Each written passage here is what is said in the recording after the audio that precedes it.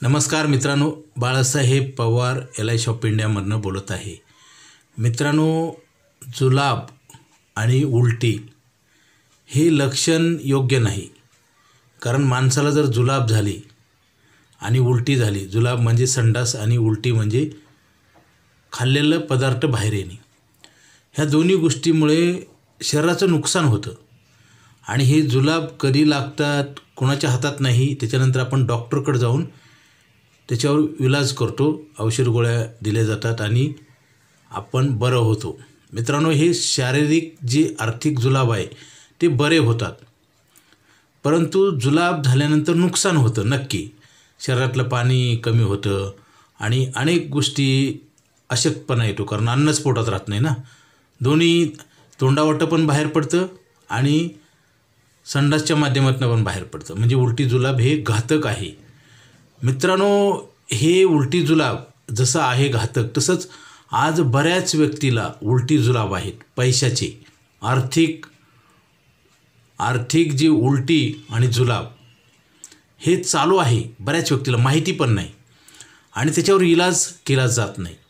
मित्रांनो, उलटी होणे म्हणजे खाल्लेला पदार्थ बाहेर पडणे आणि जुलाब म्हणजे शरीरातलं अन्न संडास वाटे बाहेर पडणे. म्हणजे हे नुकसान आहे. तसंच आहे कमवलेला पैसा. मित्रांनो, लक्षात घ्या, उदाहरण मी असं देतो आहे, कमवलेला पैसा तो आपण बाहेर टाकतो खर्चाच्या माध्यमातून. म्हणजे अशक्तपणा येणार. जसं शारीरिक अशक्तपणा येतो, कमजोरी, तसं गरिबी येते. म्हणजे आपण कमवलेला पैसा खर्चाच्या माध्यमातून बाहेर फेकतो आपण आणि आपल्याला जुलाब झालेत. म्हणजे आपला पैसा कसा चाललेला आहे हे पण माहीत नाही. ते म्हणजे आर्थिक जुलाब. आणि हे बऱ्याच व्यक्तीला आहे मित्रांनो. हे त्यांना माहिती पण नाही. आणि जसं जुलाब लागल्यावर नुकसान होतं, तसंच आहे पैसे कमवून चुकीच्या ठिकाणी ठेवले जातात. त्याला जुलाब म्हणतो मी, कारण ते परत तुम्हाला मिळणार नाहीत. असंच आहे मित्रांनो. आर्थिक जुलाब आणि उलटी हे दुरुस्त करणं गरजेचं आहे. आज बऱ्याच व्यक्तींना ही माहिती पण नाही.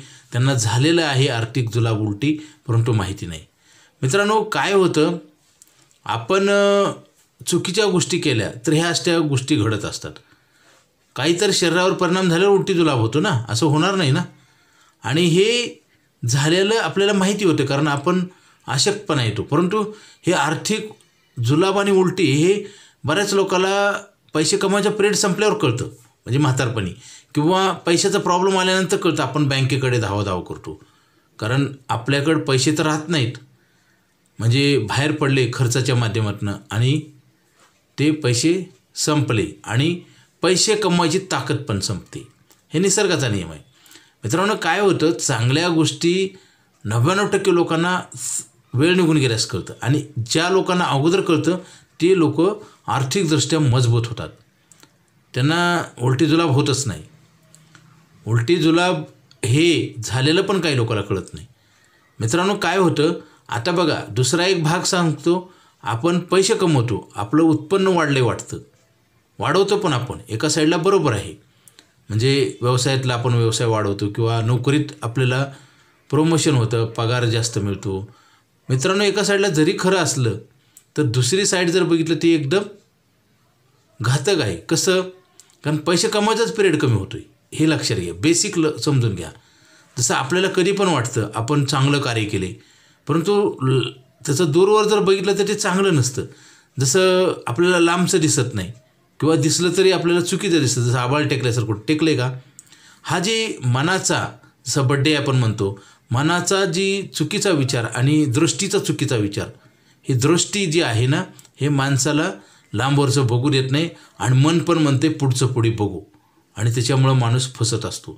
मित्रांनो, उलटी जुलाब पैशाचा हे बऱ्याच व्यक्तीला आहे आणि तो दुरुस्त केला पाहिजे.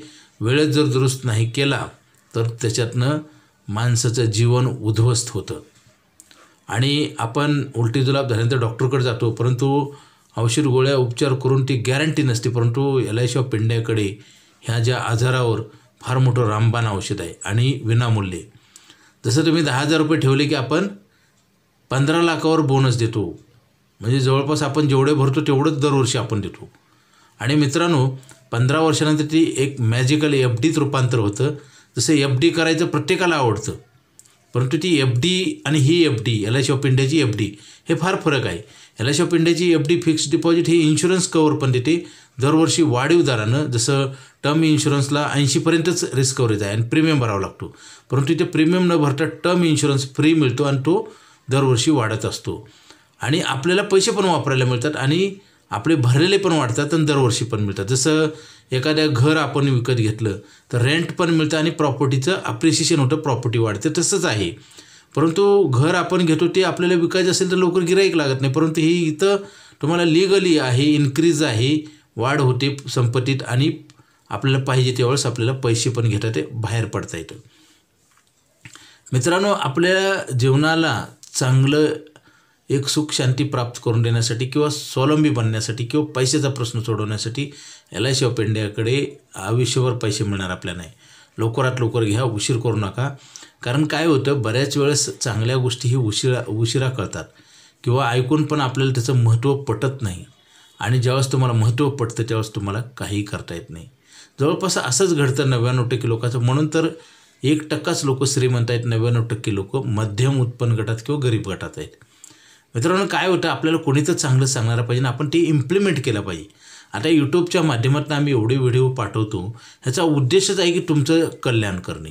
आता तुम्हाला जर ते करून घ्यायचं नसेल तर हे तुम्हाला हे कसं आहे, योग्य विचार वाटणार नाही, चुकीचा वाटेल किंवा आपण ऐकून त्याच्याकडे दुर्लक्ष करतो. 99% लोकांचं असंच घडतं मित्रांनो. कष्ट करून पैसे नाहीत म्हणजे कुठं तर आपलं प्लॅनिंग चुकतं आणि ती प्लॅनिंग दुरुस्त करण्याची पण वेळ असते. बऱ्याच वेळा आपण काय करतो, खूप दिवस निघून गेल्यानंतर ती दुरुस्तच होत नाहीत. जसं मी नेहमी सांगत असतो की एखाद्या रुग्णाला आजार झाला तर ते वेळेत उपचार घेतलं तर त्याचा आजार पूर्णपणे बरा होतो किंवा त्याचं आर्थिक नुकसान वाढत नाही. कारण जास्त आजार झाल्यावर जास्त पैसे लागतात. मित्रांनो, सगळं आपल्या हातात असतं, परंतु वेळेला जर आपण काम नाही केलं तर ते आपल्या हातातनं दुसऱ्याच्या हातात जातं.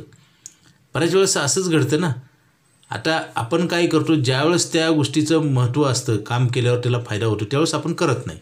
जसं शाळा कॉलेजमध्ये असताना अभ्यास जर केला तर चांगले मार्क पडतील आणि चांगले मार्क पडल्यानंतर आपल्याला डोनेशन द्यायची गरज नाही किंवा आपल्याला सवय लागते चांगलं काम करणाऱ्या व्यक्तीला. जसं एखादा व्यक्ती अजिबात व्यसन करत नाही, त्या व्यक्तीला काही वाटत नाही, परंतु जे लोक गुटखा गोवा तंबाखू खातात त्यांना ते राहत नाही.